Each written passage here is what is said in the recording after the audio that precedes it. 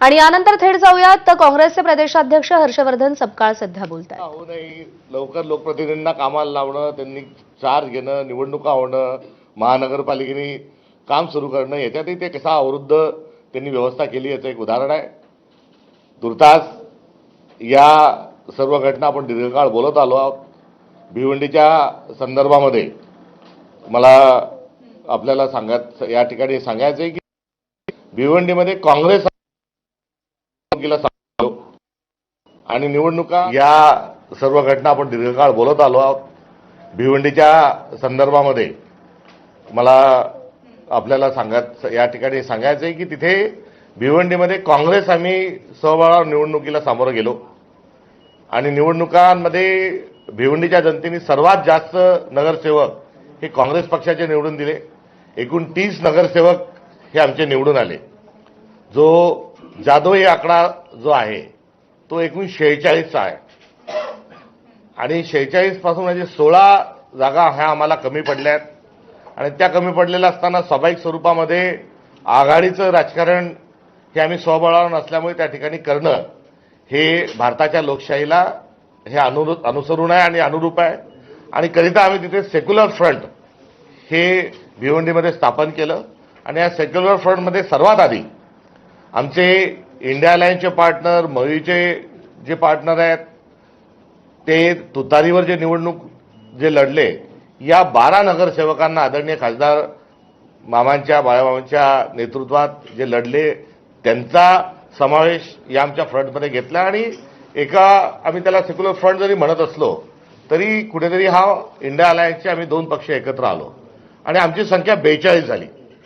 4 नगरसेवकांचा जो संख्या आहे त्या संख्येपर्यंत आम्ही पोहोचू शकलो नाही। या दरम्यानच्या काळात आम्ही अनेक वेगवेगळे प्रयत्न केले। अपक्षांची मोठ बांधण्याचा प्रयत्न केला।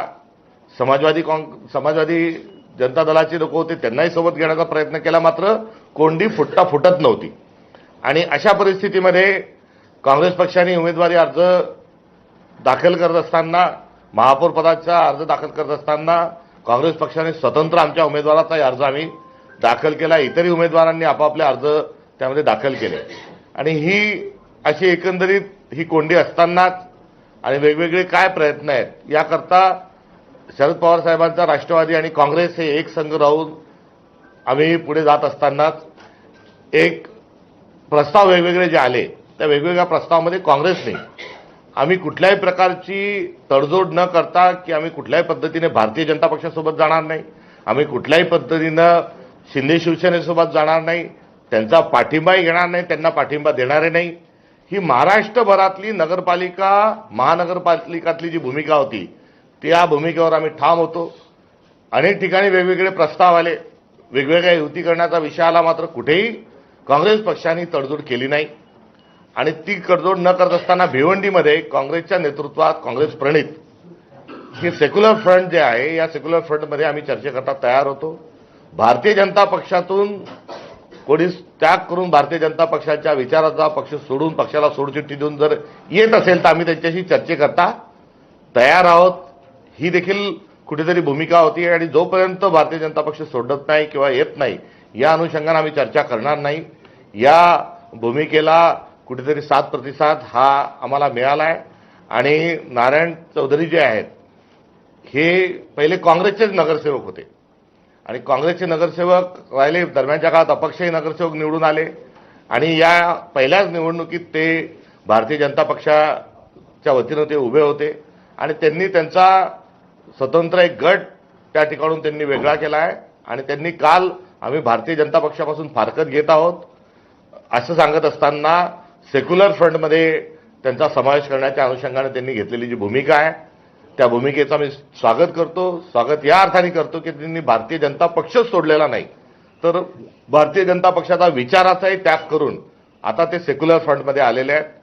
सेक्युलर फ्रंटमध्ये त्यांचं स्वागत आहे। आता महापौर पदाकरता नारायण चौधरी यांचाही अर्ज आहे, आमचे तारिक भाई जे आहेत यांचाही काँग्रेस पक्षाच्या वतीने आम्ही अर्ज तिथे दाखल केलेला आहे। खासदार साहेब जे आहेत यांचे 12 नगरसेवक आहेत। तर या एकत्रित परिस्थितीत त्यांचे 9, आमचे 30, राष्ट्रवादी काँग्रेसचे 12 या सगळ्यांची एकत्रित मोठ बांधून पुढे जाण्याच्या अनुषंगानं आम्ही आघाडी म्हणून सेक्युलर फ्रंट आघाडी म्हणून आम्ही निर्णय घेतलेला आहे. या संदर्भात काँग्रेस पक्ष हा सर्वात मोठा असल्यामुळे या प्रकरणामध्ये महापौर पदावर शिक्कामोर्तब करणं या 30 नगरसेवकांच्या माध्यमातून तो निर्णय काँग्रेसला घ्यायचा आहे आणि त्या ठिकाणी तातडीने निरीक्षक ह्या सर्व नगरसेवकांची भेट घेण्याकरता वन टू वन त्यांना भेटण्याकरता आणि त्यासोबतच खासदार साहेबांशी जी आहे त्या उमेदवाराच्या संदर्भात चर्चा करण्याकरता तातडीने निरीक्षक त्या ठिकाणी आम्ही पाठवत आहोत. ते तिथे जातील, सर्व नगरसेवकांशी चर्चा करतील आणि त्यामध्ये आमच्या तारीखजींचा अर्ज ठेवायचा आहे का अजून कोणता अर्ज ठेवायचा आहे या संदर्भामध्ये त्या ठिकाणी तातडीने निर्णय होईल. मी एवढंच या निमित्तानं बोलतो की भारतीय जनता पक्षला सोडून आता जे चौधरीजी जे आलेले आहेत ते आता काँग्रेस प्रेरित आघाडीचा ते एक महत्वाचा एक आघाडीतले सदस्य राहतील. मी त्यांचं स्वागत करतो आणि खासदार साहेबांना या परिस्थितीच्या संदर्भात बोलण्याची विनंती करतो.